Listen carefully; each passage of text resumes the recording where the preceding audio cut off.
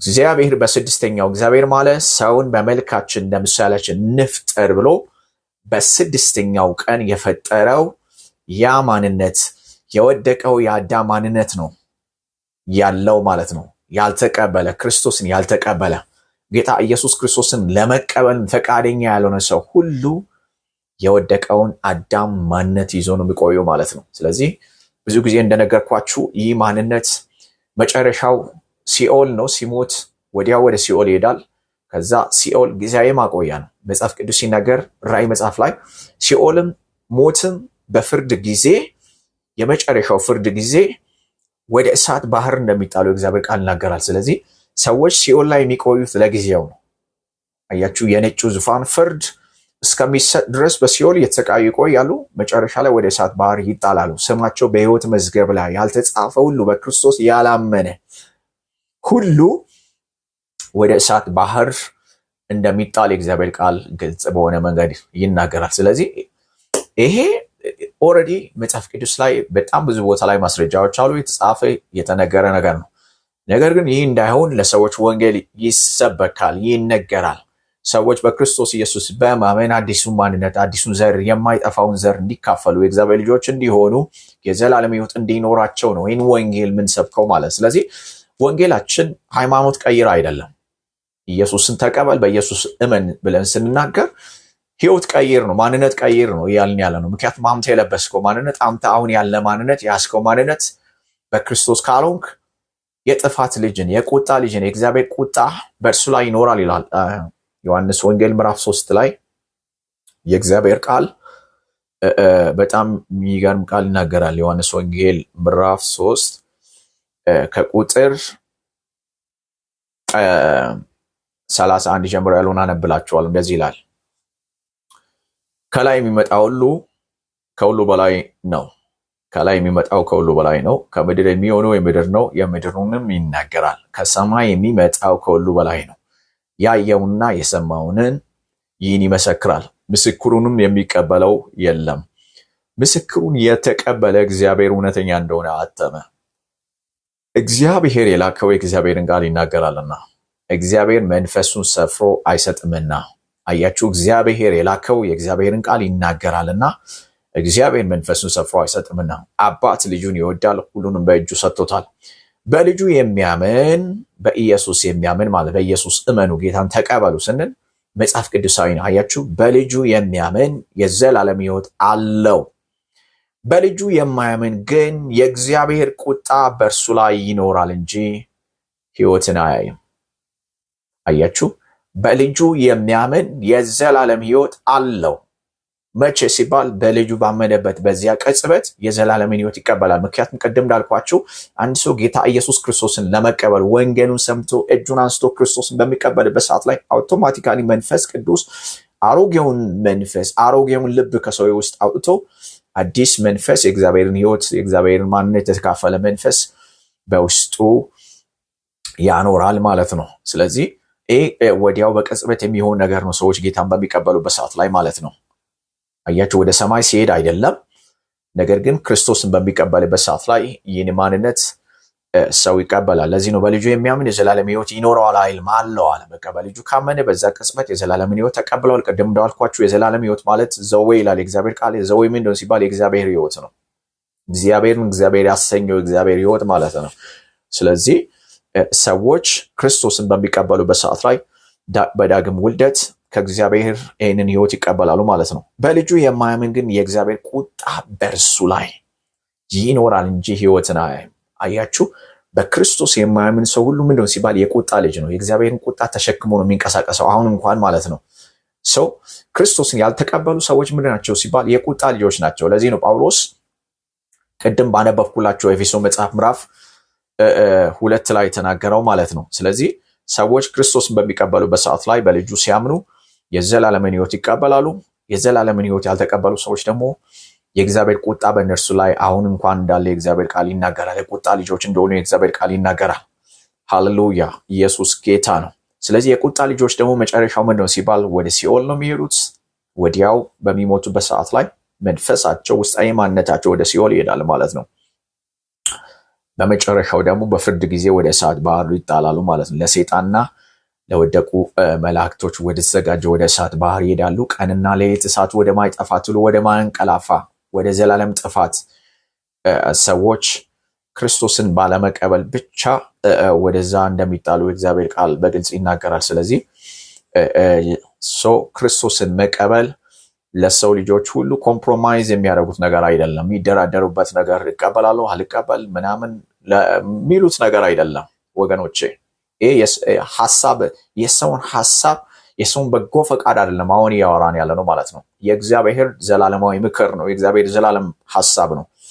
ኢየሱስ ጌታ ነው። ሰዎች ተቀበሉትም አልተቀበሉትም፣ ሰዎች አወቁ አላወቁ ይህን እውነት ሰዎች አይቀይሩም። ስለዚህ ለዚህ ነው ያወቅን ሰዎች ይህን የምስራች ለሰዎች ኢየሱስ ክርስቶስ ቀራንዮ መስቀል ላይ የሰራውን ስራ በማወቅ በክርስቶስ በመሆን ይህን ህይወት እንዲቀበሉ ምንነግራቸው ማለት ነው። ወደ ጥፋት እንዳይሄዱ ማለት ነው።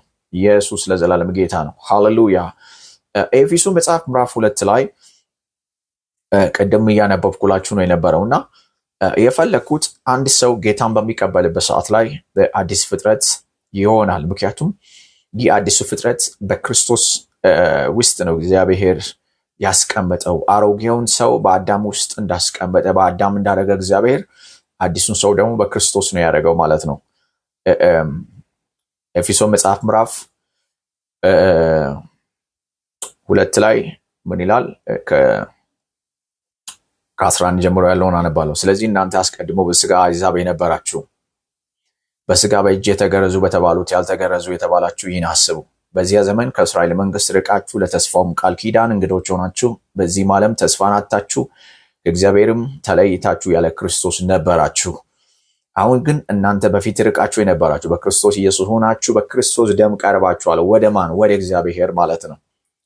አያችሁ፣ እነዚህ የኤፌሶን ሰዎች አይሁድ አይደሉም፣ አሕዛብ የተባሉ ናቸው። ከአይሁድ ውጭ ያሉትን ጀንታይልስ ወይም አሕዛብ ብሎ መጽሐፍ ቅዱስ ይጠራል። ስለዚህ ምንም ተስፋ አልነበራችሁም አለ ጳውሎስ፣ አልነበራችሁም። ነገር ግን አሁን ግን እናንተ በፊት ርቃችሁ የነበራችሁ በክርስቶስ ኢየሱስ ሆናችሁ በክርስቶስ ደም ቀርባችኋል። በኢየሱስ ደም ቀርባችኋል እና ቁጥር 14 15 ላይ እርሱ ሰላማችን ነውና ሁለቱን ያዋሃደ፣ ሁለቱን ሲል አይሁድና አሕዛብ የተባሉትም በአዋጅ የተነገሩትንም የትእዛዛትን ሕግ ሽሮ በመካከል ያለውን የጥል ግድግዳ በስጋው ያፈረሰ፣ ይህም ከሁለታቸው አንድን አዲስን ሰው በራሱ ይፈጥር ዘንድ ሰላምንም ያደርግ ዘንድ ነው ይላል። ተመልከቱ፣ ከሁለታቸው ማለት ከአይሁድ ከአሕዛብ። ስለዚህ አዲሱ ፍጥረት አይሁድ አይደለም አሕዛብም አይደለም። አያችሁ፣ ነገር ግን የተለየ ፐርሰን ነው አዲሱ ፍጥረት። ምክንያቱም ማንም በክርስቶስ ቢሆን አዲስ ፍጥረት ነው። ስለዚህ አያችሁ፣ ይህም ከሁለታቸው አንድን አዲሱን ሰው በራሱ ይፈጥር ዘንድ፣ በራሱ በክርስቶስ ማለት ነው፣ በራሱ ውስጥ ይፈጥር ዘንድ ይላል። ስለዚህ ሰዎች ክርስቶስን በሚቀበልበት ሰዓት ላይ እሱ ያዘውን ህይወት እሱ ያዘውን ማንነት ይይዛሉ ማለት ነው። መጽሐፍ ቅዱስ ኢየሱስ ክርስቶስን ኋለኛው አዳም ይላል። ይህን ጳውሎስ ሮሜ መጽሐፍ ላይ በጣም ግልጽ በሆነ መንገድ ይናገራል ማለት ነው። ስለዚህ ምክንያት ኃጢአት ይላል ሮሜ መጽሐፍ ምዕራፍ 5 ከቁጥር 11-12 ጀምሮ ያለውን ስንመለከት እንደዚህ ይላል። ስለዚህ ምክንያት ኃጢአት በአንድ ሰው ወደ ዓለም ገባ፣ በኃጢአትም ሞት ይላል በአዳም በኩል። አያችሁ፣ ስለዚህ ምክንያት ኃጢአት በአንዱ አዳም በአዳም አማካይነት ወደ ሰው ሁሉ ገባ፣ በኃጢአትም ሞት ይላል። ወደ ሰው ሁሉ በአዳም አማካይነት ገባ። ምክንያቱም ብዙ ተባዙ ምድርን ሙላት ብሎ የሰውን ዘር አዳም ውስጥ ነው ያስቀመጠው። ስለዚህ ከአዳም የሚወጣው የሰው ዘር ሁሉ ምንድነው ማለት ነው? ኃጢአተኛ ነው፣ ሙት ነው። ለዚህ ነው በበደላችሁ በኃጢአታችሁ ምክንያት ሙት ነበራችሁ አለ ጳውሎስ። ወደ ሰው ወደ ዓለም ገባ፣ በኃጢአት ሞት። እንደዚህ ሁሉ ኃጢአትን ስላደረጉ ሞት ለሰው ሁሉ ደረሰ። ሕግ እስከመጣ ድረስ ኃጢአት በዓለም ነበርና፣ ነገር ግን ሕግ በሌለበት ጊዜ ኃጢአት አይቆጠርም። ነገር ግን በአዳም መተላለፍ ምሳሌ ኃጢአትን ባልሰሩት ላይ እንኳን ከአዳም ጀምሮ እስከ ሙሴ ድረስ ሞት ነገሰ። አዳም ይመጣ ዘንድ ላለው ለእርሱ አምሳሉ ነውና። አያችሁ፣ አዳም ይመጣ ዘንድ ላለው ለእርሱ አምሳሉ ለማን? ለክርስቶስ፣ ለኋለኛው አዳም ማለት ነው። አያችሁ፣ ለዚህ ነው ኢየሱስ ክርስቶስን መጽሐፍ ቅዱስ ኋለኛው አዳም፣ ኋለኛው ሁለተኛው ሰው ይላል። ስለዚህ ከዚህ በፊትም ያለፉት መልእክቶች ላይ በግልጽ እንደተናገርኩት አዳም የመጀመሪያው ሰው ነው። ክርስቶስ ደግሞ ኋለኛው ሰው ሁለተኛው ሰው ይላል። በተለይ አንደኛ ቆሮንቶስ ምዕራፍ 15 ከቁጥር 42 ጀምሮ ያለውን ብትመለከቱ በጣም ግልጽ በሆነ መንገድ ይናገራል። ላንብብላችሁ። የሙታን ትንሣኤ ደግሞ እንደዚሁ ነው። በመበስበስ ይዘራል፣ ባለመበስበስ ይነሳል። በውርደት ይዘራል፣ በክብር ይነሳል። በድካም ይዘራል፣ በኃይል ይነሳል። ፍጥረታዊ አካል ይዘራል፣ መንፈሳዊ አካል ይነሳል። ፍጥረታዊ አካል ካለ መንፈሳዊ አካል አለ። ስለ ሙታን ትንሣኤ ነው የሚያወራው ማለት ነው። እንዲሁም ደግሞ ፊተኛው ሰው ይላል አዳምን ተመልከቱ። ፊተኛው ሰው ይላል አዳም። ፊተኛው ሰው አዳም ያው ነፍስ ሆነ ተብሎ ጽፏል።